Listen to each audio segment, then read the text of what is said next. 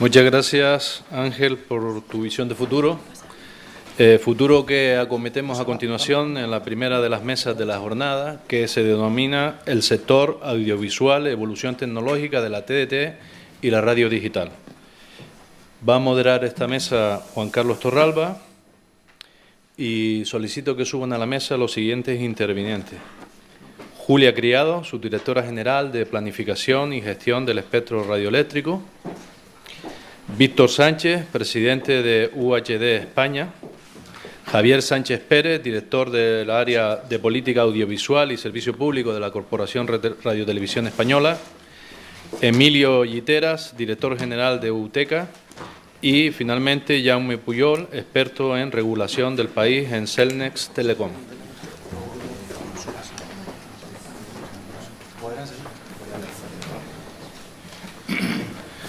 Recuerdo al moderador que la mesa debe durar 60 minutos y si rascamos 5 vamos mejor.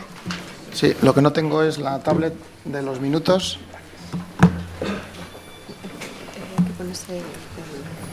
¿La tablet del reloj? Bueno, mientras nos ponen el reloj... No. Nos ponen, para los que vemos mal, nos van a poner con números muy grandes. Bueno, pues nada, como ya han presentado todos los ponentes, volver otra vez a decir buenos días a todos, muchas gracias. Yo creo que está todo dicho en la ponencia que la CNMC ha dicho anteriormente, sobre todo resaltar los servicios de la custodia, ¿no?, de los derechos de los ciudadanos en los servicios de a ver, así, ¿no? Vale, hecho.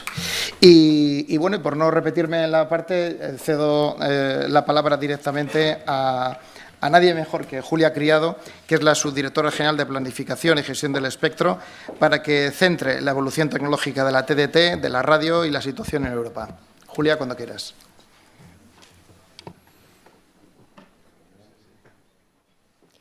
Buenos días a todos. Es un placer estar hoy aquí con todos ustedes. Y como el tiempo apremia, vamos a ir directamente a ver más en detalle los planes que esta Secretaría de Estado ha estado elaborando de evolución tecnológica de la televisión digital terrestre y de la radio digital.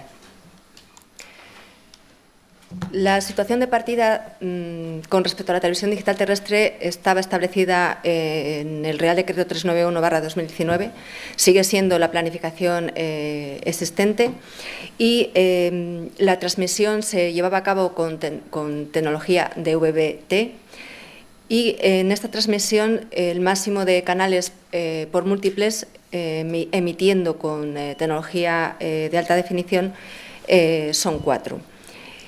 En este Real Decreto se introdujeron ya medidas para evolución tecnológica, permitiendo que los titulares de licencias en el múltiples pudiesen hacer también emisiones de igual contenido en ultra alta definición. Además, se introdujo que los televisores, los nuevos equipos receptores en el mercado fuesen compatibles con tecnología de VBT2 y los televisores de más de 40 pulgadas fuesen compatibles con UHD, y se introdujo también la posibilidad de autorizar emisiones promocionales en UHD en el espectro. Partiendo de esta situación, el Real Decreto 250/2025, aprobado en marzo, se estructura en 2 fases, de modo que se llegue a una situación de transmisión de señal mediante tecnología DVB-T2 que consigue un 68% de eficiencia espectral con respecto a la tecnología DVB-T y, por tanto, se hace un uso más eficiente del espectro, y que va a permitir, además, disponer de capacidad suficiente para que los productores o los radiodifusores puedan llevar a cabo emisiones en ultra alta definición. En esta primera fase, con el objeto que ya ha comentado Ángel, se pretende que los usuarios no tengan que resintonizar 2 veces y, por tanto, se ha establecido que esta fase, mediante resolución del Secretario de Estado de Telecomunicaciones e Infraestructuras Digitales, tendrá lugar una vez se adjudique el hueco que queda libre tras los movimientos que ven en la slide, en la diapositiva, en el múltiples 5. Estas actuaciones técnicas y estas actuaciones administrativas que habrá que llevar a cabo tienen que permitir que el nuevo canal que entre en ese múltiplex pueda llevar a cabo sus emisiones en 6 meses desde la entrada, desde que ha sido adjudicado el canal al nuevo radiodifusor. Esto es así porque en el concurso que ha salido viene establecido que a los 6 meses de la adjudicación debe comenzar sus emisiones y, por tanto, en esta fase tenemos que acompasar los movimientos que tienen que tener lugar y esta resintonización con el inicio de emisiones de este nuevo canal. A ver, que no me deje nada de lo que os quiero comentar. En esta fase 1, lo que tendremos en este momento, cuando llegue esa resolución del Secretario de Estado y tengamos ya nuevo canal, será que el múltiplex RGE2 va a emitir contenido en tecnología de transmisión de VBT2 y en UHD, y será contenido en simulcast con los contenidos de los otros múltiples. El múltiplex RG1, MPE2 y MPE3 va a tener 5 canales transitoriamente, pero con la posibilidad de hacer multiplexación estadística por parte del titular, que es el mismo titular en todo el múltiplex, consideramos que transitoriamente esto es viable. Y la fase 2 es una fase que, como he comentado, el objetivo es tener todos los múltiples emitiendo con tecnología de VBT2 y reservar la capacidad para que los radiodifusores puedan llevar a cabo emisiones en ultra alta definición. El momento en que se llegue a esta fase vendrá dado por unos indicadores, de modo que se tenga como mínimo el 95% de equipos en el mercado compatibles con tecnología T2 y el 90% con tecnología UHD. En ese momento es cuando todos los múltiples pasarían a T2, vendrán establecidas las condiciones y las fechas por orden ministerial, por orden del ministerio competente en el momento, y pasaríamos a tener una situación en la cual el RG2 ya no se emitirían en él contenidos en simulcast, sino contenidos propios, y en cada múltiples habría 4 canales, en principio HD, pero si no son UHD inicialmente podrían evolucionar a UHD. Y quería comentar, que no lo he comentado antes, que en la fase 1 y, por tanto, también en la fase 2, RTVE renuncia a 1/4 de capacidad en el RG2 respecto a la situación original.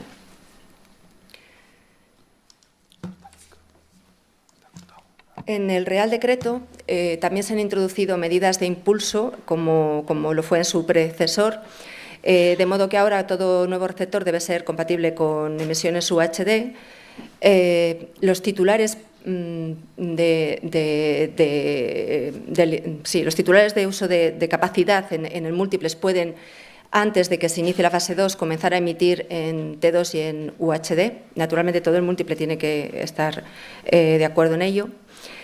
Y como también se ha avanzado, se introducen modificaciones en el Real Decreto de Infraestructuras de Comunicaciones para las edificaciones, de modo que las señales lleguen también a todos los edificios. Y esto también será así con el futuro plan para evolución ADAD+.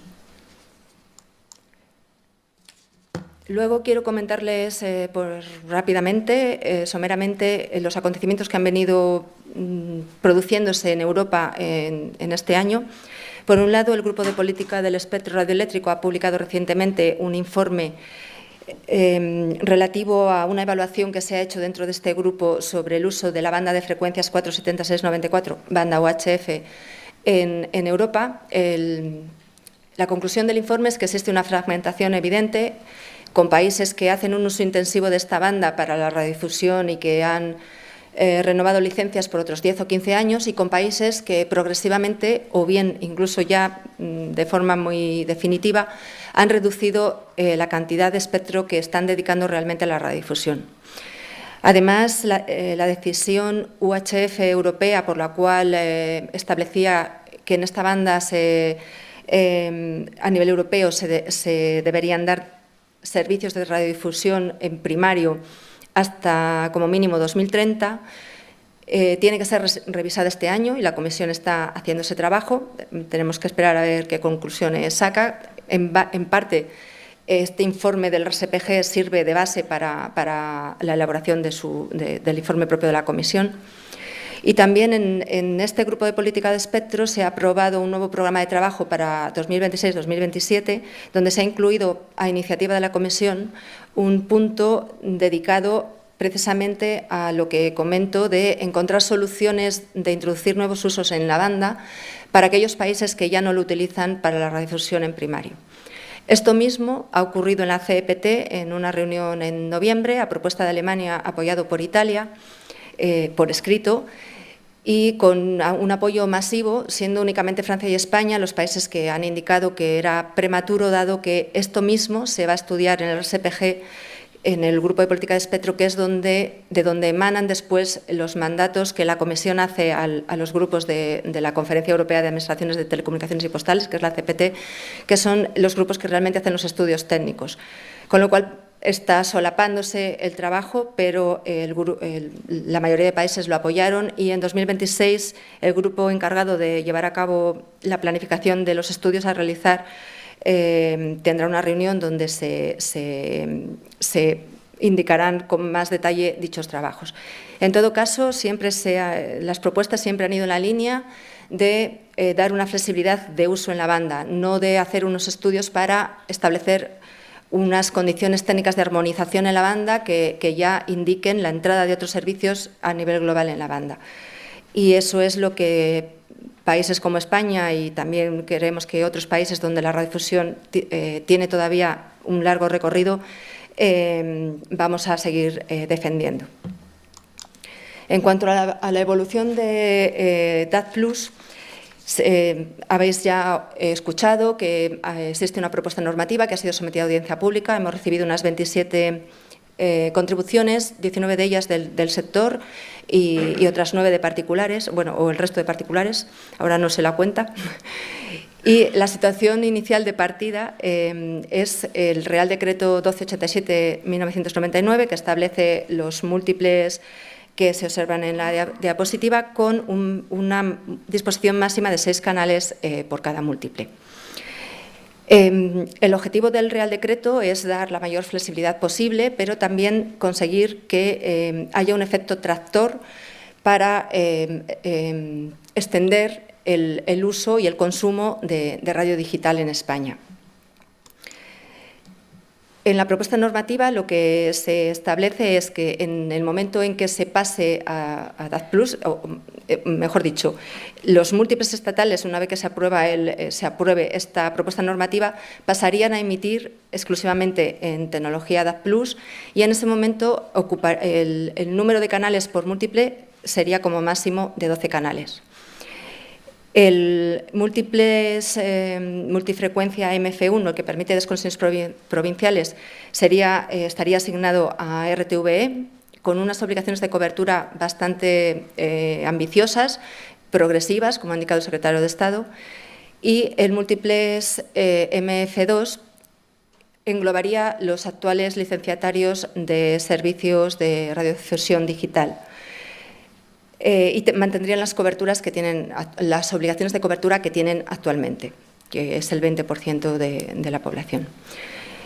El múltiples de frecuencia única estatal se reserva para la posibilidad de en el futuro hacer una planificación de una nueva red o modificar planificaciones existentes, y mientras esto tiene lugar, es viable, se va a utilizar para usos experimentales también con objeto de fomentar la introducción de DAT+.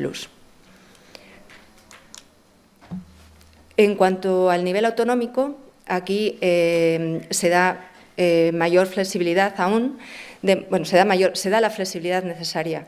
En este sentido, cualquier titular de uno de los múltiples puede comenzar a emitir en DAT+, pero no puede emitir contenidos distintos, tiene que ser en simulcast. Y se mantiene de forma inicial la planificación con 6 canales por múltiples. El titular que quiera podría empezar a emitir en DAT+. Y en una situación más definitiva, cada comunidad autónoma en un momento dado podría decidir pasar todo el múltiples a emisiones con tecnología DAT+. Además, puede decidir que las licencias y las concesiones de uso público que se encuentren en su ámbito pasen a formar parte de una sola red y, de este modo, las redes que no fuesen explotadas dejarían de estar reservadas para la comunidad autónoma y pasarían a formar parte del espectro que podría permitir planificar una nueva red a nivel estatal o modificar otras redes. Esto, además, la comunidad autónoma también va a tener la capacidad de decidir la cantidad de espacio radioeléctrico que se destina a servicio público. Y las obligaciones de cobertura que tiene cada múltiple, que se me pasaba a comentarlo. Con respecto al múltiples de frecuencia única, con respecto al múltiples de frecuencia única ocurre lo mismo. Y existe una disposición que establece un periodo de tiempo por el cual, si la comunidad autónoma no ha llevado a cabo una asignación al ente público en ese múltiples, o bien si no ha tomado la iniciativa sobre la explotación del mismo, este múltiples también revertiría al Estado o dejaría de estar reservado a la comunidad autónoma, formando parte del espectro que permitiría planificar una nueva red o modificar existentes. Y con esto he terminado, no sé si me he pasado de los 10 minutos.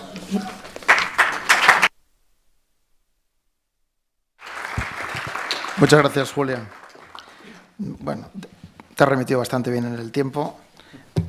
Seguro, sí. Sobre todo porque, hombre, yo creo que la reflexión y alguien pues del departamento, ¿no? Como se decía antes, que tú eres la del espectro, ¿no? Que realmente se siga viendo que el espectro se sigue viendo que tiene vida, que tiene realmente contenidos de calidad.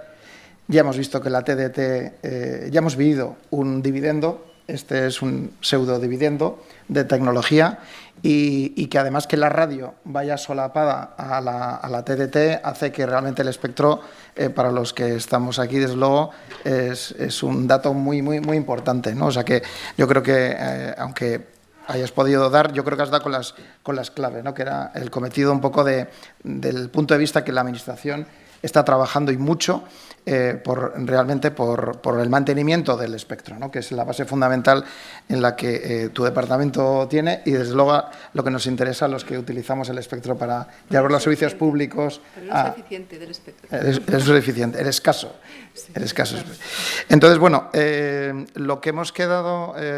bueno, muchas gracias, Julia, desde luego. Lo que hemos quedado el resto de los componentes de la mesa era que para que no fuera, pues eso, una tertulia sobre tertulia, voy a lanzar una serie de preguntas a los ponentes, porque ya con lo que, pues lo mismo ha dicho el secretario de Estado, que la CNMC, que ahora mismo Julia, yo creo que ya tenemos información suficiente hoy aquí en esta sala para lanzar preguntas ya concretas, ¿no? Porque si ya sabemos que la TDT tiene muchos años de vida y la radio también, incluso los servicios, pues yo lanzaría la primera pregunta, ¿no? De, oye, pues si tecnológicamente está claro que hay mucho, que está todo fenomenal y que hay mucho futuro, ¿qué está haciendo ahora mismo el sector? ¿Qué tiene pensado en la producción de contenidos, que es un poco lo que demandan los ciudadanos? ¿Qué está haciendo o qué tiene pensado hacer un poco para impulsar esa televisión abierta en la que todos queremos y impulsamos? Desde UHD Spain, ¿no? que participamos, pero sobre todo por el contenido, ¿no? ¿Qué es lo que el ciudadano quiere y esto qué? ¿No? Entonces, cojo primero. Pues venga, todo tuyo, Víctor. Está primero. Sí.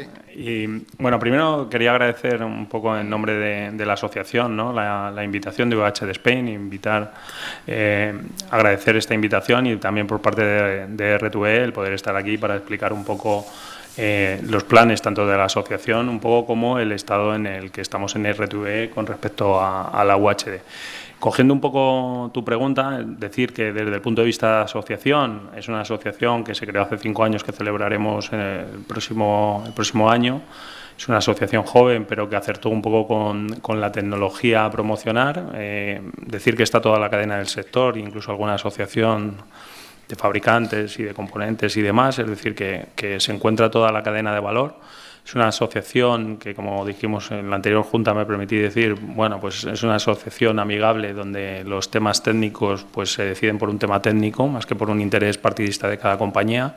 Entonces, es una asociación que va bastante bien y que en el éxito de la promoción del UHD se ha tornado como muy importante, como hemos podido ver en las intervenciones anteriores, por la mejor calidad finalmente que se da al usuario y por la parte de optimización de espectro que nos viene muy bien para intentar garantizar las frecuencias broadcast de cara a las próximas conferencias de radiocomunicación. Todo esto, tenemos un plan ambicioso desde UHD Spain, en donde para el año que viene tenemos como objetivo fundamental crear una serie de vídeos en UHD que permitan hacer una especie de explainer de cara a ponerlo en la sociedad y poner en valor, una vez hemos hecho este año una encuesta a los usuarios de cómo perciben el UHD y las distintas tecnologías, pues ahora un poco pasar este explainer a decir, oye, con estas tecnologías dentro de tu televisión esto es lo que se ve mejor, esto es lo que puedes aprovechar y que también nos valga de cara a los fabricantes y demás a testear cómo funciona el UHD en las casas. Esto desde el punto de vista de UHD, tenemos quizá el proyecto más ambicioso para este próximo año, teniendo en cuenta también, como ha explicado Julia, que seguramente tendremos los canales UHD en el segundo MUST, en el RG2 ya funcionando, y esto explicará que bueno, pues será un momento en donde se ponga en marcha el UHD y entonces dentro de la asociación pues bueno, es un momento de éxito porque como comentó Ángel, se impulsó por parte de Radio Televisión, que estaba Ángel en ese momento, se impulsó por parte de UHD Spain, que colaboró, y por muchas partes de los sectores para que esto fuera posible. Dicho lo cual, desde UHD Spain se va a promocionar y un poco la parte de educación y ver qué aporta más el UHD, y ahora paso un poco desde el punto de vista de RTV. Desde el punto de vista de RTV, que tenemos ya una emisión de UHD con calidad en DVB-T en el segundo múltiples, estamos actualizando toda la parte de infraestructura de RTV y toda la parte de flujo interno, que es un proceso que llevará tiempo. Lo estamos planteando desde todos los puntos de vista, desde el punto de vista ingesta, desde el punto de vista emisión y también, como comentaba, desde el punto de vista producción. Desde el punto de vista producción, tenemos ya dos unidades móviles completamente funcionales, que unido a la continuidad que tenemos funcionales, que unido a la ingesta que tenemos funcional, cada vez vamos a hacer más producciones nativas en UHD. De hecho, se anunció en el 4K Summit, anunciamos que haríamos Benidorm Fest en UHD, que haremos la final de la Copa del Rey en UHD, que el Mundial de Fútbol 2026 se realizará, lo emitiremos también en UHD nativo, y esto unido a otra serie de producciones que ya vamos encadenando. Es decir, ya no es tanto anunciar que se va a hacer en UHD, sino todas las que podamos las vamos a generar en esta tecnología para ir cubriendo el gap de emitir nativamente en el canal, cuanto más contenido mejor. También a nivel de emisión de películas del momento, se van a intentar emitir todas las posibles en UHD de forma nativa, y esto al final repercute en una mejor calidad para el usuario, ¿no? Que al final puede ver un partido, puede ver una película o puede ver un gran evento con la mejor calidad posible de forma gratuita en su casa, ¿no? Entonces, bueno, yo creo que es al final un beneficio. Decir que desde el punto de vista de los fabricantes, cuando vamos a comprar al mercado, todos los productos ya tienen esta tecnología integrada. Quiero decir, no hay ningún fabricante que saque productos al mercado, salvo que sea muy específico, que no intente incorporar esta tecnología UHD. Es decir, que si tú ahora vas al mercado a comprar una cámara, lo normal es que tenga UHD, y es muy raro que si haces una previsión a largo plazo no compres una cámara que sea UHD, salvo que tu modelo de negocio sea otro o a más corto plazo. Y esto ocurre en prácticamente todo el equipamiento y demás. Entonces yo creo que, al igual que cuando pasamos del SD al HD se hizo una transición, pues bueno, estamos en este proceso de transición que todas las compañías tenemos que abordar, que implica una inversión, pero que esa inversión al final tiene un retorno, y tiene un retorno también de cara al usuario y al espectador. Este cambio se puede hacer más rápido o más lento. Mi perspectiva y viendo los planes del Ministerio y del plan técnico, es que es un cambio bastante más rápido que el que se ocurrió del SD al HD. Yo creo que en general el mundo va más rápido, las tecnologías van más rápido. Meto un poco mi cuña, la IA, el IP y estas tecnologías están haciendo que el cambio de formato y el producir en varios formatos se está evolucionando muy rápido. Y en muy poco tiempo estaremos en esta transición. Es decir, que yo creo que el cambio, debido a que la velocidad tecnológica está aumentando exponencialmente, iremos más rápido. No quito más tiempo a esta pregunta. Gracias. No, bien, está bien, es buena noticia. Si vamos a tener contenido y todo lo que se está comprando de equipamiento, todo está pensando para que haya mucho contenido UHD, quiere decir que estamos alimentando realmente de la infraestructura, ¿no? Del espectro que hemos comentado antes, ¿no? Y bueno, lanzo otra pregunta, ¿no? Esto es la parte pública y las televisiones privadas, ¿qué opinan de este tema? ¿Qué están pensando también en contenidos? Muy buenos días. Yo no soy tan positivo como Víctor, a ver, yo creo que ahí, porque Víctor le ha enfocado mucho más en la parte más tecnológica, y creo que en la parte tecnológica hay dos cosas a tener en cuenta. Primero, dónde estamos hoy y desde el punto de vista privado, que somos empresas que tenemos que dar resultados y que tenemos que ser económicamente viables. A día de hoy el UHD sigue siendo muy caro. Entonces, de mis realidades que tengo, diferentes asociados, creo que esta velocidad que comentaba Víctor de implementación, hasta que no sea la tecnología algo más barata, me parece complicado que muchos de los canales que hemos visto, que Julia ha puesto la foto detrás, puedan a día de hoy emitir en UHD real, ¿vale? Y eso es algo que creo que se tiene que medir muy bien, es los pasos a dar vinculados a la necesidad de inversión económica por parte de algunos de los, bueno, por parte de todos los asociados que tienen que poner en su bolsillo toda esta inversión para poder ser viables, cuando sabéis que además todas las televisiones, bueno, o todos los medios vivimos de la publicidad. Y bueno, se ha comentado, tanto lo ha comentado Ángel como el secretario de Estado, hay una parte de asimetría regulatoria que nos compete y que nos afecta desde el punto de vista de ingresos publicitarios, porque esto ya no es privadas contra públicas, pues un Mediaset contra tres media, es mucho más digital, plataformas contra TDT, y ahí jugamos todos y los anunciantes tienen €1 que tienen que destinar al parque publicitario. Entonces, eso es algo que nos preocupa. Punto de vista contenido, para ser un poquito más positivo, yo creo que en las televisiones es entendido que nos tenemos que diferenciar con un contenido, primero, de calidad, tanto desde el punto de vista de calidad de emisión como de calidad de producción, no tanto en la parte técnica, sino en el tipo de contenido que tenemos que hacer.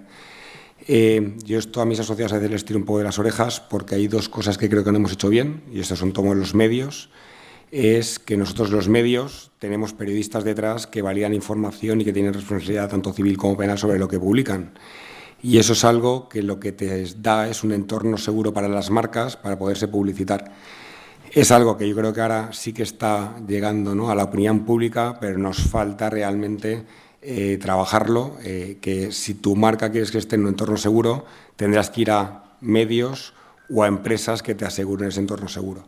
Y eso es algo que para mí creo que es algo muy positivo, que si somos capaces de hacerlo entender a las marcas y que las marcas estén vinculadas, pues nos irá mejor y nos permitirá invertir en otro tipo de contenido que es necesario, porque nosotros vivimos de la audiencia. O sea, si vives de la publicidad más, o sea, cobras más publicidad cuanto más audiencia tienes.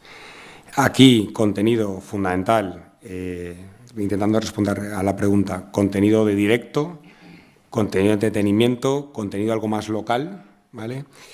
Y entonces contenido que sea muy relevante para la ciudadanía. Nosotros sabéis que todos los 21 de noviembre de todos los años publicamos un barómetro en UTECA, entonces la semana pasada publicamos la oleada del 25, entonces cuando preguntas es cuando hay un hecho muy relevante o relevante, ¿dónde te informas?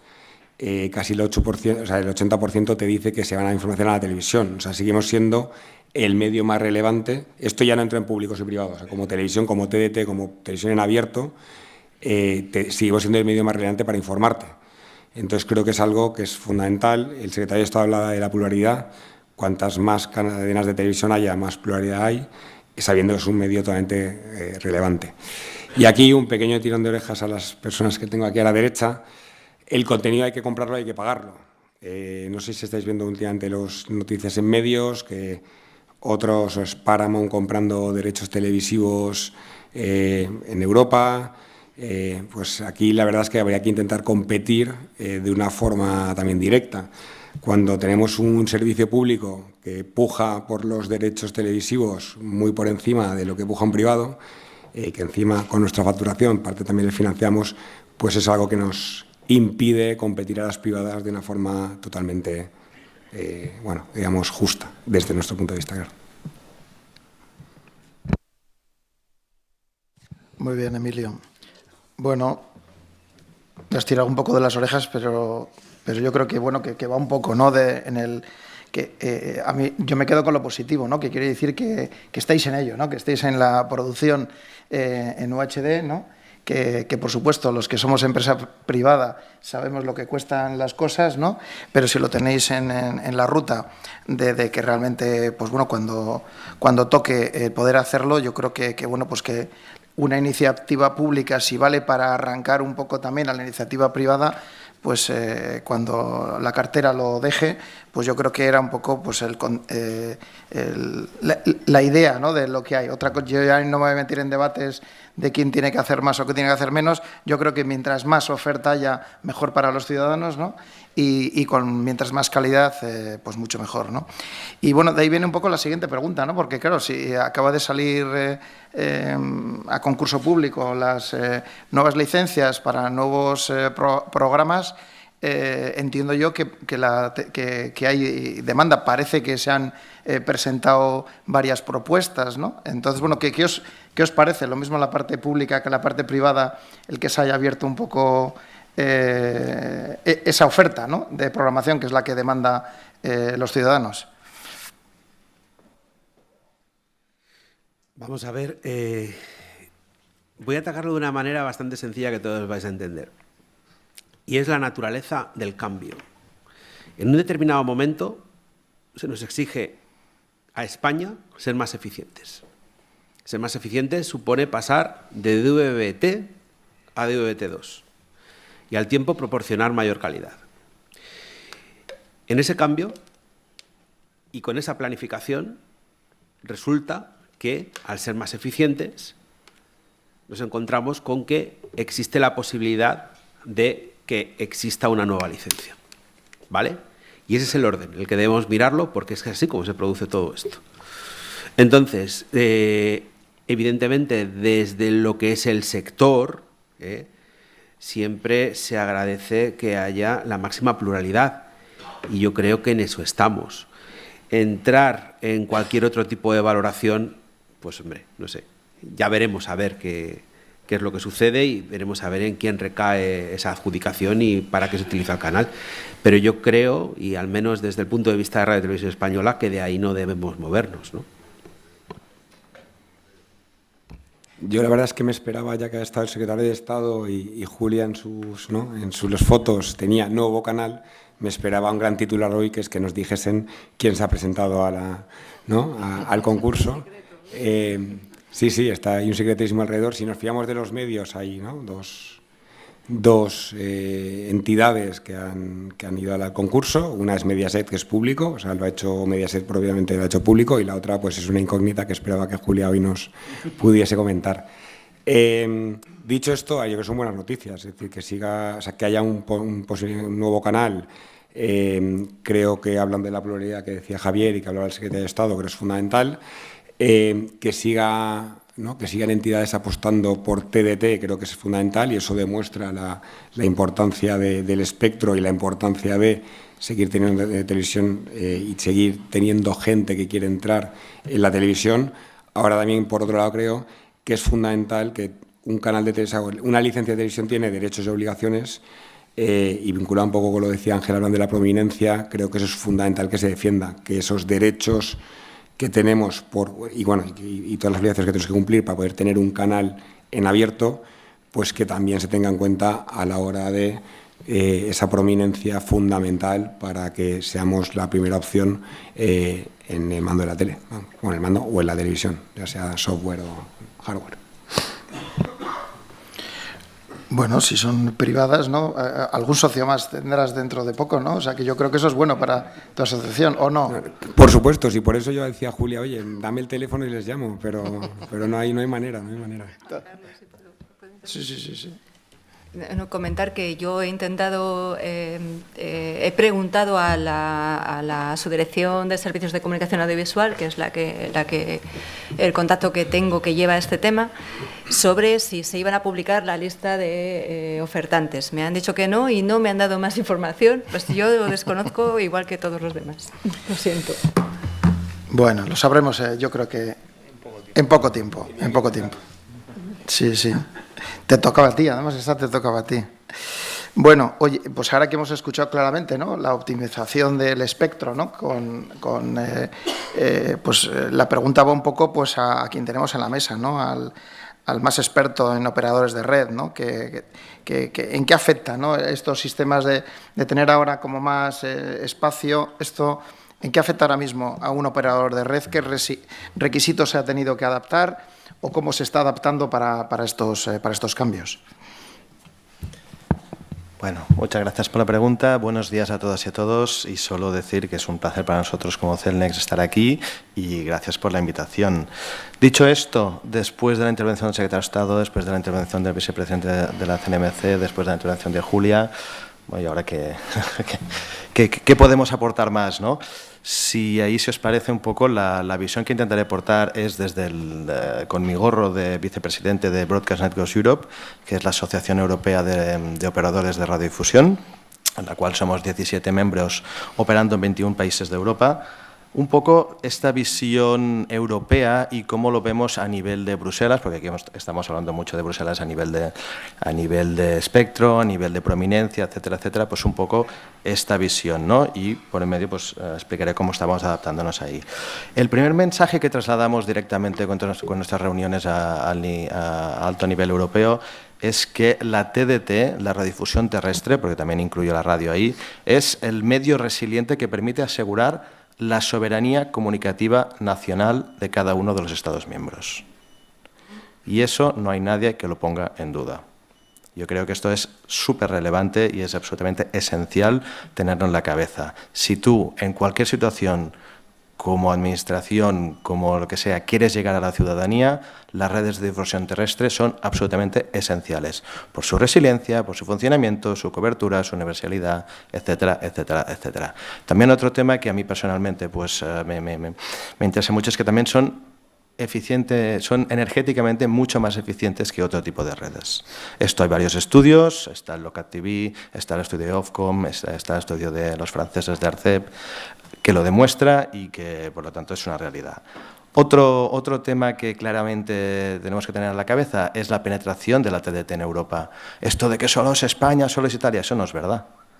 En Europa, más del 40% de los hogares reciben y utilizan la TDT. La media de uso es de 3 horas al día por ciudadano, ¿vale? Y todo eso según datos de la UER, de la EBU, de la Unión Internacional de Radiodifusión. Por lo tanto, son datos auditados y totalmente creíbles. Pero bueno, miremos hacia adelante, ¿no? ¿Cómo nos afectan estos cambios? ¿Cómo nos estamos adaptando? Ahí, básicamente, quería comentar dos visiones, dos conceptos, dos vectores.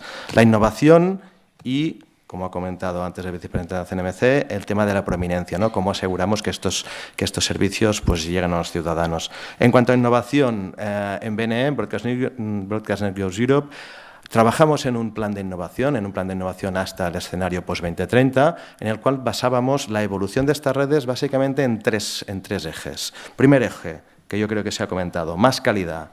Esto significa UHD. Esto significa que España es líder absoluto a nivel europeo seguro y me atrevería a decir mundial en UHD. ¿Okay? Ahí, como también se ha comentado anteriormente y teniendo en cuenta las fases 1 y 2 que plantea el plan técnico, cualquier cambio que se tenga que realizar a la plataforma para nuevas emisiones de UHD deben coincidir también con este nuevo canal que tiene que venir, para minimizar, y esto sabéis muchísimo más vosotros que nosotros, para minimizar el impacto al ciudadano, temas de resintonizaciones, etcétera, etcétera, etcétera. ¿Vale? Primer tema, pues más calidad. Segundo tema, más hibridación. Y ahí estamos hablando del tema del Lobes Televisión, que es una realidad en España, que aporta valor a los ciudadanos y que hay que ver cómo lo seguimos y cómo lo accionamos. Y más adelante vamos a hablar de DBI, a ver cómo nos puede ayudar en este camino que estamos desarrollando, ¿no? Y tercer vector que hablábamos de la innovación es el tema de más dispositivos. Se están analizando posibles soluciones tecnológicas para llegar a nuevas audiencias, a nuevos dispositivos, a nuevos modos de consumo, etcétera, etcétera. Todo ello basado en los conceptos de la radiodifusión terrestre y su resiliencia, seguridad, no dependiendo del tamaño de la audiencia, etcétera, etcétera, etcétera. El segundo tema que comentaba era el tema de la relevancia de los contenidos a la prominencia. Ahí yo creo que ya se ha comentado, y igual tendremos tiempo de comentarlo después, ¿no? Pero dentro de... Se ha hablado de la ENFA, el artículo 20 de la European Media Freedom Act. También está el artículo 7A de la Directiva Audiovisual de Medios, que, por cierto, está en revisión y que habrá que participar porque yo creo que es un debate súper interesante. También está la publicación de la Comisión de esta semana o la semana pasada del European Democratic Shield, en el cual incluye expresamente y específicamente referencia a la necesidad de blindar y de asegurar estos medios libres y estos medios que puedan llegar sin gatekeepers a los hogares. Por tanto, yo creo que ahí también tenemos muchos retos para abordar. Y finalmente, y esto igual lo comentamos después, todo ello requiere de este uso eficiente del espectro. Creo que la banda UHF es de las más eficientemente utilizadas, y lo pienso de verdad, porque está compartida con varios servicios, porque T2, DVB-T2 es de lo mejor que hay, es a nivel técnico, no hay una tecnología mejor para utilizarla. Por lo tanto, oye, creemos que tiene todo el sentido seguir en esta línea. Bueno, pues entonces esto es lo del bueno, bonito y barato, ¿no? O sea, podemos, yo creo que lo tenemos todo, ¿no? Si podemos tener con más calidad, tenemos más eficiente el espectro y tenemos consumimos menos energía, tenemos más programas y tal, yo creo que no sé quién le puede ver problemas, ¿no? Yo tenía una pregunta porque ha salido varias veces y además en la mesa anterior y en esta, y era un poco a ver quién es el valiente que explica un poco aquí de una manera sencilla lo que es la prominencia, ¿no? Porque se ha dicho varias veces, pero yo creo que el 63,50% de la gente que está aquí no lo llega a entender, y nadie mejor que vosotros, que sois los expertos, para que lo digáis de una manera fácil. Has metido el dedo en la llaga. Nadie, y digo y repito, nadie en Europa es capaz de dar definiciones exactas o posiciones exactas con respecto a la prominencia, ni en radio ni en televisión, porque la aproximación es distinta, ¿no? Hablaba antes Ángel del artículo 20 de la ENFA. Si vamos a regular la prominencia, por favor, regulémosla por un sitio, es el sitio natural, porque se está hablando de revisión, además, del marco normativo europeo, de diversas cosas que nos vienen ahora mismo encima, ¿no? Pero, a ver, si hay algo en lo que más o menos se coincide, aunque no de manera unánime, es que es el artículo 20 de la ENFA a través del que debe regularse. Que precisamente el artículo 20 de la ENFA es el que no entró en vigor en agosto, precisamente dando libertad a los Estados miembros para regular la prominencia. ¿De acuerdo? Punto número 2. La prominencia. Bien, ¿qué es algo prominente? Es algo destacado. ¿De dónde venimos? Voy a empezar por el caso fácil que todo el mundo vais a ver. El coche. La prominencia de la radio en el coche, no, en vehículos. Porque todo el mundo habla del coche, pero es en vehículos. Porque nos hemos enterado algunos de esta mesa que también la gente escucha la radio en camiones y esas cosas, y nunca se habla de ello, ¿no? Bueno. Venimos de un cacharro que está en el salpicadero, que tiene un botón de volumen, un botón para buscar emisoras y algunas memorias, ¿de acuerdo? Teníamos una agujita que iba para un lado para otro. Pasamos al digital. Al digital en lo que es la presentación de los resultados, o sea, sintonizador no de radio digital, sino sintonizador digital de radio analógica, frecuencia modulada. Numeritos, lo mismo, un volumen, unas teclas, tal. ¿Dónde está la radio ahora? ¿Dónde está la radio ahora? Porque en primera pantalla no está.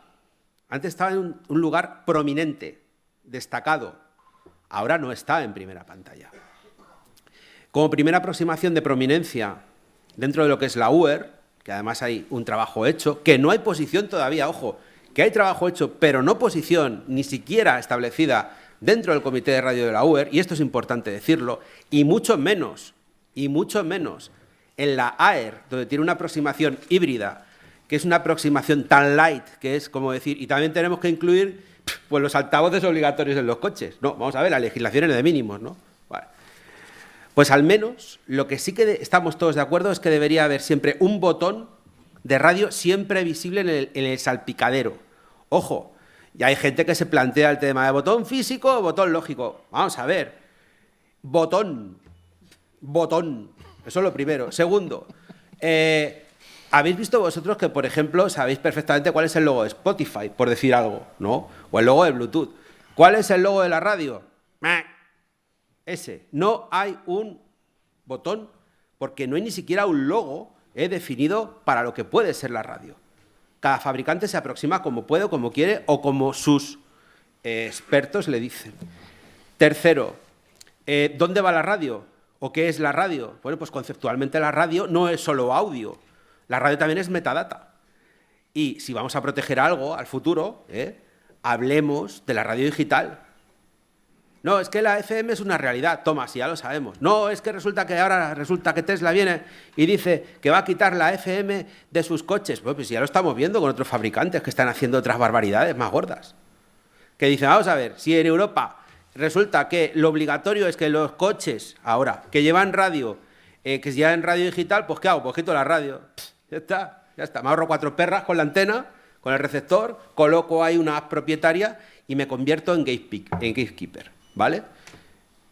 ¿Qué entraña el ser un gatekeeper? Pues desde el punto de vista de prestación del servicio, a mí como Radio Televisión Española, por ejemplo, me están impidiendo prestar el servicio de Radio 3, por decir algo, en un coche. ¿Por qué? Porque hay alguien que me lo impide, no me deja estar ahí. Y a mí como ciudadano, y repito, todos somos ciudadanos, y esto es lo importante, porque cada vez que estamos hablando de la prominencia vamos a ponernos el papel nuestro, el papel de los ciudadanos. Resulta que yo estoy contribuyendo a la financiación de una radio pública y hay un gatekeeper que me impide escucharla. Toma ya. Pues hemos acabado. ¿Qué permite la radio digital? Llegar de manera íntegra en radio lineal, sin depender de gatekeepers. Por eso es tan importante abordar el tema de la prominencia y de cómo está la radio en el coche. En el caso de la televisión, quizá he empezado un poco por el caso de la radio porque quizás es el menos conocido. En el caso de la televisión, cada país está optando por cada Estado miembro está optando por una prominencia a la suya, ¿vale? Y ahí vemos diferentes aproximaciones. ¿Tenemos una aproximación en España? La respuesta es, a día de hoy, no. ¿Tenemos que trabajar en ello? La respuesta es sí. Empezar a hablar de prominencia como el que empieza a hablar y tiene que venir la prominencia como va a venir la primavera o lo que sea, pues sí, lo podemos decir aquí, pero no podemos ir más allá de momento. Tenemos que tener un debate sereno también sobre las diferentes posibilidades que se ofrecen para poder proceder a esa regulación de la prominencia, pero lo que yo creo que estamos de acuerdo todos es que hay que regularla. Lo que no podemos es que la pérdida de visibilidad que está teniendo los servicios de interés general, ¿vale? Como antes se refería a todos ellos, bueno, pues que eso continúe, porque eso empezó a pasar en un determinado momento en un sitio muy concreto, que son los televisores, porque hay gente que dice, no, vamos a regular también la prominencia en los móviles, pero si los móviles, vamos a ver, tú tienes el app ahí, te metes y ya está. Ahí no tenemos un especial problema con la prominencia, no, es en los televisores.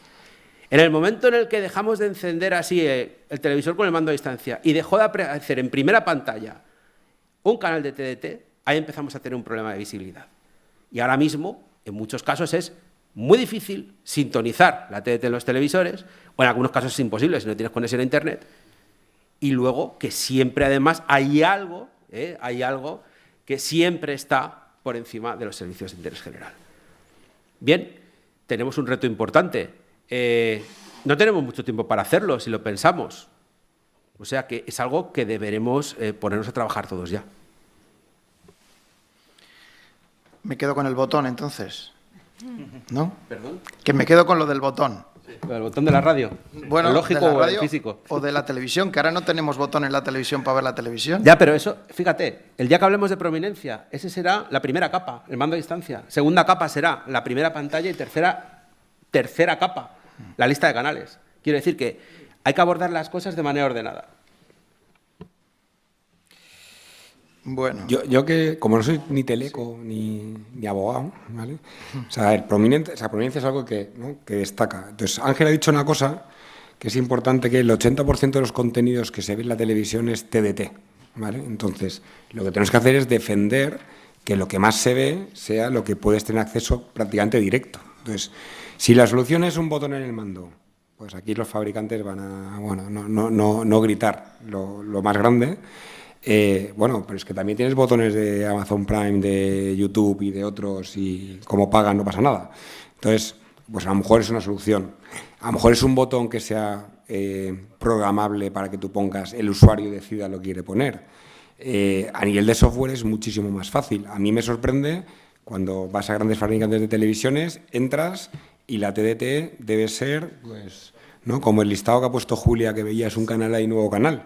Y dices, oye, si este es 80% del consumo, ¿por qué yo tengo un 3% de la pantalla? Y además, o cero. Y además, es que no depende de ti. Porque no sé, o sea, yo que soy poco ducho con la tecnología, me costó 30 minutos poder poner que cuando apague la televisión me abra en TDT, y como cada mes y medio me actualizan el software de forma directa, cuando lo he actualizado he perdido esa opción. Entonces, creo que hay una parte de obligación de decir, oye, si somos lo más consumido, que a nivel de software seamos lo que más se ve cuando entras en primera pantalla. Y por otro lado, ha comentado una cosa, Javi, súper importante, es que sea fácil de gestionar. A lo mejor hay una parte educativa, no sé si es educativa, pero que sea muy fácil, que el software de gestión del aparato, que ya no es solo televisión, sea para gente como yo de la calle, que no somos tecnológicos. De ahí viene la palabra la accesibilidad, ¿no? Tiene que estar accesible a cualquiera. No solamente los que hacen un máster para sintonizar la televisión. Pero la accesibilidad tiene otras connotaciones, de verdad. O sea, hay obligaciones de accesibilidad que vienen por otro lado. Pero si en el caso, y eso fíjate, y esto es un apunte de 5 segundos, si la radio siempre ha sido fácil de manejar y la televisión siempre ha sido fácil de manejar, ha sido parte de su éxito, de la sociedad, ¿de acuerdo? Eso hay que preservarlo. Fin. ¿Puedo intervenir? Sí, sí. Yo he ido a preguntar a quien más sabe de este tema en la Secretaría de Estado, y lo que me ha venido a decir es que tenemos que trabajar en Europa por definir el concepto de prominencia. Y nosotros en la regulación sí que hemos introducido tener un acceso simple y claro, pero tiene que ser con neutralidad tecnológica, sin abocar por una concreta. Aunque yo no era el que tenía que hablar de este tema, pero me toca porque estoy en las comisiones de hablar con los fabricantes, en las comisiones de trabajo de AMETIC, y esta pregunta se la hemos hecho a los fabricantes, ¿vale? Y afortunadamente algún fabricante ha dicho, yo ya tengo botón. Entonces, claro, el ciudadano es el que tiene que decidir cuando vaya a comprar, pues lo mismo, su vehículo con botón y su televisor con botón. Sí es cierto que no es que hay mucho fabricante que no lo tiene, porque su poder de decisión de fabricación, desgraciadamente, no está en España y algunos ni en Europa. Entonces, bueno, por lo menos la buena noticia es que hay por lo menos un fabricante de los que está en nuestro grupo de trabajo de AMETIC que efectivamente tiene botón, ¿vale? Digo un poco por poner un poco de luz verde al asunto, ¿no? Y como nos estamos ya consumiendo el espacio, voy a pasar a la radio, ¿vale? No, un momentito. Pues, a ver, es que a mí me hace gracia lo de algún fabricante ya tiene botón, que el consumidor decida el que quiere. Es decir, esto es como, el airbag no es obligatorio, que lo ponga quien quiera, ¿no? Es decir, es que aquí estamos hablando del acceso al 80% del consumo. Entonces, que eso no lo podemos perder de vista. A mí, Julia, yo agradezco que hayas preguntado, me preocupa que esto no sea una de las prioridades de la agenda regulatoria de la Administración.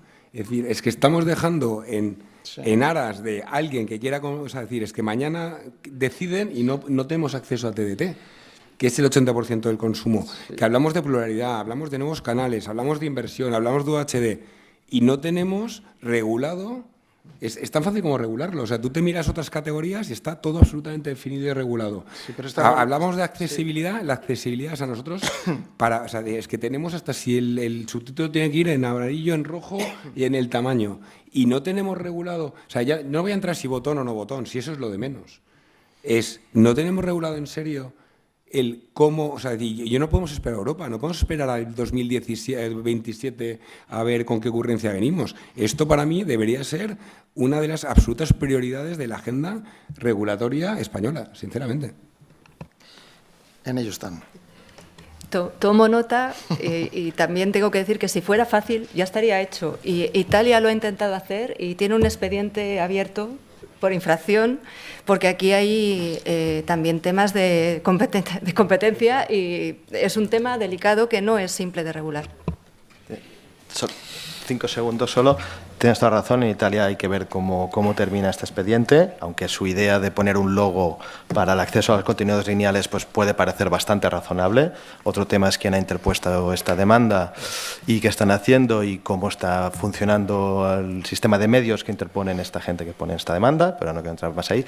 Pero, por ejemplo, tenemos el caso de Francia. Francia también lo ha hecho. Francia tiene una lista de dispositivos, tiene una lista de servicios y tiene unas obligaciones concretas. No sé, obviamente esto hay que trabajarlo en Bruselas, pero también estoy de acuerdo con Emilio que esperarnos 3, 4, no sé, los años que sean, igual tendríamos que hacerlo. Por lo menos el debate hay que tenerlo en España seguro e intentar avanzar hacia ahí lo antes posible. Bueno, nos seguimos comiendo los minutos, ¿eh? Esto impresiona, estar viendo esta pantalla con estos números a mí me impresiona bastante. Me gustan los debates, por eso hemos quitado... Pero era la idea, ¿no?, de que hubiera chascarrillo y debate, porque es una realidad realmente lo que estamos hablando, ¿vale? Nos queda muy poco tiempo y no quería dejar la radio aparte, aunque Javier ya ha hecho la introducción hasta casi hasta el fondo. Yo sí quería, antes hemos estado hablando de la consulta de licencias para la TLDT y ahora pues tenemos también el tema de la consulta pública de la radio, ¿no? Entonces quería un poco pues ¿qué opináis? Si se pone Javier nos va a comer los 5 minutos que me quedan, pero si lo tiene que decir que lo diga él, ¿eh? Pero era un poco, sobre todo, ¿qué habéis visto en la consulta, ¿no? Si realmente habéis hecho algo de menos, hay algo que aportar y sobre todo que no nos comamos los minutos de los siguientes porque además el café ya está preparado. Algún minuto nos comemos, ¿eh, Javier? Vamos a la radio digital, fin, ya está.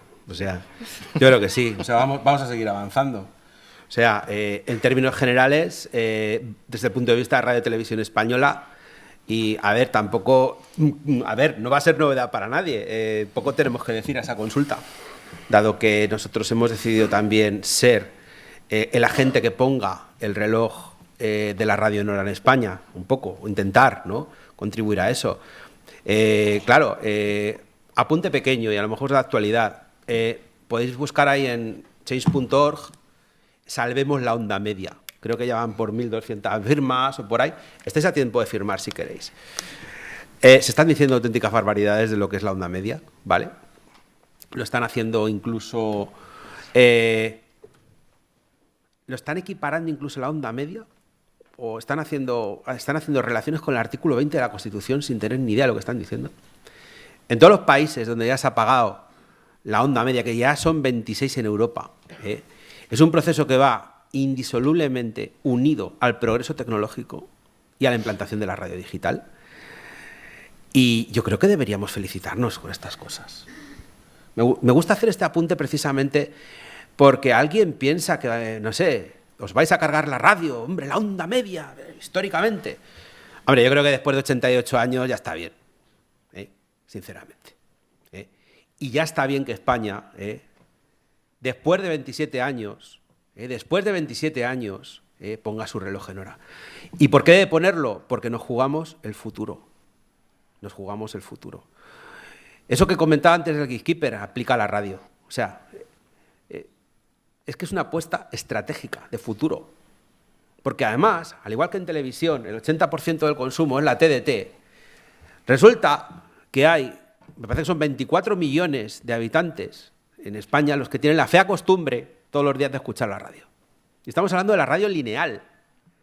Y la plataforma mayoritaria y con diferencia de la radio lineal, ¿cuál es? La frecuencia modulada, no es la onda media. Vamos a ver. Ya lo empezó a ser en los años 80. Ya lo empezó a ser en los años 80. O sea, ¿de qué estamos hablando? Y ya lo es en Europa, en algunos mercados ya maduros, la radio digital. Fin. Quiero decir que es que yo creo que es que tampoco tenemos que mitificar nada, no, simplemente tenemos que avanzar. Y en el caso de la radio, y esto ya se ha hablado a nivel europeo, no solo en el ámbito de la UER, sino también en el ámbito de la AER, porque nos va el futuro en ello. Tienes 60 segundos. ¿Sí? Sí. Vale. No, gracias. Sí, porque veo también los No, segundos como con el dedo caen. levantado, por eso. Estresa mucho. No, en radio digital, solo dos cosas muy rápidas. Una, creo que ha sido hoy o ayer, DAB Plus Baleares está en aire. Por lo tanto, ya tenemos, Julia hablaba del tema de las autonómicas, bueno, ya tenemos una que está funcionando. Vamos a ver cómo va. Y luego, hablabas de la consulta pública y yo creo que ahí vale la pena hacer un poco la visión técnica.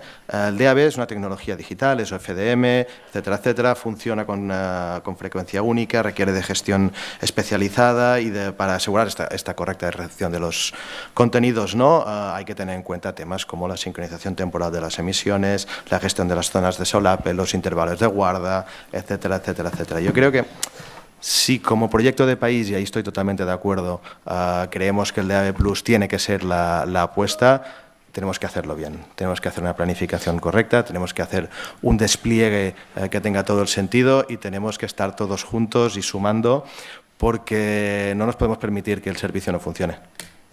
¿Vale? Emilio. Yo soy UTECA, no me compete la radio, entonces simplemente creo que es una pena que no esté ARC en la mesa, porque sé que la visión de Radio Nacional y de las privadas es un poco distinta. No perdamos el norte en que las privadas tienen que hacer inversiones para todo lo que es tecnología y cuando las inversiones son muy altas o los presupuestos no son tan altos, hay que tener en cuenta el cómo vinculas inversión con tecnología. Víctor, tus 30 segundos de... Sí, quería dos cosas. Una que viene a cuento a lo que acaba de decir Emilio. Por parte de RTV hacemos un poco de motor tecnológico y hacemos un impulso del sector que al final beneficia a toda la cadena, desde los fabricantes hasta instaladores, hasta la innovación tecnológica y hasta la puesta en marcha. Y luego una segunda parte que ha salido bastante en el debate y ahí vamos con la parte de la Asociación de UH de Spain, que es todo esto se está moviendo cada vez más a un nivel macro europeo, y decir que desde UH de Spain se tuvo en contacto con las dos asociaciones mayoritarias de UHD, una francesa y otra italiana, que también curiosamente están presididas por los responsables técnicos de las televisiones públicas, de la RAI y de la France TV, y que tenemos una muy buena sintonía para escalar un poco la asociación UH de Spain a un nivel superior para hacer un poco una estrategia de implantación de la UHD también más a nivel europeo. Son dos países que tienen TDT también. Francia también tiene un canal en UHD emitiendo. Y bueno, estamos ahí, no os quito más tiempo. No, es que han sido 30 segundos muy largos, por eso era el tema. No, yo te dejo, Javi, pero tengo que hablar un poco de mi libro. Digo, sí. También desde Fenitel somos uno de los 20 no sé cuántos que ha propuesto también en la radio nuestras sugerencias a la consulta, y una de ellas que va un poco al hilo de la mesa anterior que lo ha comentado Ángel, si hemos propuesto que se tenga en cuenta el Real Decreto, el 349, para que realmente, el del 2011, para que realmente en la infraestructura común de telecomunicaciones también se haya la radiodifusión de lo que es de la radio, que ya estaba contemplado el DAB, para que esté el DAB+, y, volviendo a hablar de mi libro, en las comisiones de AMETIC también hemos hablado con los fabricantes para que realmente haya una gama de receptores de baja, media o alta, y que no se olviden que la radio antes era conectable. Entonces, ¿para qué vamos a montar una infraestructura si no la vamos a conectar, ¿no? Y también ha quedado la pelota rodando, que habrá algo más de tiempo que en la tele para poder hacerlo, pero sí le hemos puesto la pelota rodando. ¿Cuántos segundos quieres, Javi? 2. Hablando de la radio y por nivel macro, ¿no? Creo que es bueno también que conozcáis que, por elevar el nivel ya al máximo, ¿no? Es tan importante la radio en Europa, no se concibe una radio, no se concibe una Europa, sin radio ni tele, ¿no? que una jornada en el Parlamento Europeo. ¿Quién asistió a esa jornada del Parlamento Europeo? Pues gente de la Comisión, miembros del Parlamento Europeo, medios de comunicación, etcétera, etcétera. Y al final de esa jornada tuvimos la oportunidad de establecer un debate con la vicepresidenta del Parlamento, que además ha sido la rapporteur de la ENFA. O sea, que se cree esto de los medios, ¿no? Se lo cree, aparte de ser la vicepresidenta, ¿no? Y, a ver, yo una cosa que planteé allí es la siguiente. Se habla mucho de proteger los media, ¿no? Vamos a ver. Aquí estamos hablando de proteger dos cosas. La radio y la televisión en abierto como pilares de la democracia. ¿De acuerdo? Y luego, claro, se habla de la prominencia, proteger a los media en general. En general. No, vamos a ver, o sea, el tema de protegerlos en general, no, hay que protegerlos en vehículos a la radio y en los televisores a la tele. Muchas veces hay que decir esto porque cuando se modifican determinadas iniciativas, o sea, cuando existen determinadas iniciativas de modificación de legislación, al menos tienen que tener ese marco. Ese marco, o sea, que estamos hablando de los ciudadanos, del acceso a la información a los ciudadanos, a través de medios que, oye, pues tienen la que son medios que pueden ser privados o pueden ser públicos, pero son veraces, ¿no? Y en los tiempos en los que corren, esto es muy importante. Y les dijimos, protéjanlos, protéjanlos. Veremos a ver qué pasa. Joder, te has comido los segundos de Julia. Siempre al regulador le dejáis poco. Claro, yo tenía un par de preguntas, ¿no? Sobre todo porque has hecho unas pinceladas de la regulación, ¿no? Alguien experta en la regulación internacional, ¿no? No solamente europea, sino a nivel mundial, y que hemos liderado la Conferencia Mundial de Radiocomunicación y que nos hemos peleado por el espectro. Yo tenía una pregunta, pero que ya no da, porque si no, no tenemos ni café, ni tenemos nada. Y bueno, yo espero que haya sido un debate. No tengo tiempo ni para que le hagáis preguntas. A Javier no le hagáis más preguntas, que es amigo mío, y si no la podemos liar. Y simplemente, pues nada, agradecer enormemente pues bueno, vuestra presencia y sobre todo a los ponentes que son de primer nivel. Muchas gracias.